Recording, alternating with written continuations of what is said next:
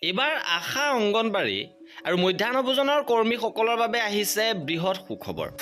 দৰমহা যথেষ্ট পৰিমাণে বৃদ্ধি পাব। ন্যায়ালয়ৰ ফালৰ পৰা নিৰ্দেশ আহিছে যে নতুন মজুৰি বকেয়াসহ লাভ কৰিব কৰ্মী সহায়িকাই। কৰ্মীসকলৰ 24,800 টকালৈ দৰমহা বৃদ্ধি, সহায়িকাৰ 20,300 টকালৈ।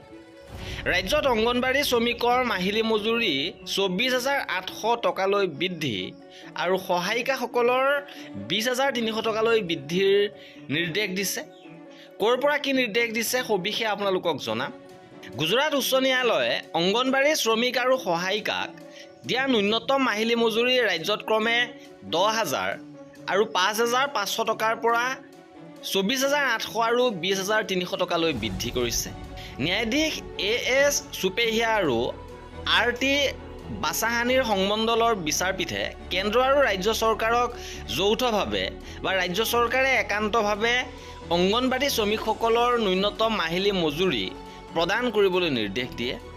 নতুন মজুৰিৰ বকেয়া অংগনবাড়ী কৰ্মী আৰু সহায়িকাসকলে লাভ কৰিব আৰু 24,800 টকা আৰু সহায়িকাসকলে 20,300 টকা 1 এপ্ৰিলৰ পৰা কাৰ্যকৰী হোৱাকৈ প্ৰদান কৰিব বুলি জানিব পৰা গৈছে। ন্যায়াধীশসকলে পূৰ্বৰ এক ন্যায়াধীশৰ বিচাৰপীঠৰ আদেশ বাতিল কৰিছিল, য'ত বিষয়টোৰ সন্দৰ্ভত ৰিট আবেদন দাখিল কৰাৰ পূৰ্বে 3 বছৰৰ বাবে মজুৰিৰ অনুমতি দিয়া হৈছিল। যদিহে কাৰ্যকৰী হয় তেন্তে ইয়াৰ দ্বাৰা ৰাজ্যখনৰ আৰ্থিক বোজা যথেষ্ট পৰিমাণে বৃদ্ধি পাব বুলি সংমণ্ডল বিচাৰপীঠে কয়।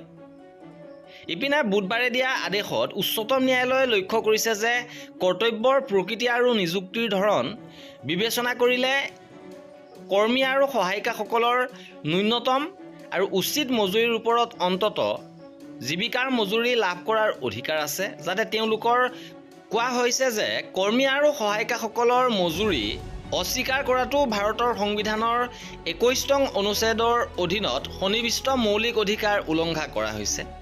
হাইকোৰ্টে লগতে কয় যে সমান কামৰ বাবে সমান দৰমহা কৰ্মী আৰু সহায়িকাসকলৰ ক্ষেত্ৰত প্ৰযোজ্য নহয়, কাৰণ তেওঁলোকে নিযুক্তিৰ বাবে অৰ্হতাৰ লগতে কৰ্তব্য আৰু দৰমহাৰ প্ৰকৃতি আৰু দায়িত্বৰ ক্ষেত্ৰত আন কোনো তৃতীয় চতুৰ্থ শ্ৰেণীৰ পদৰ সৈতে কামৰ সমতুল্য প্ৰমাণ কৰা নাই।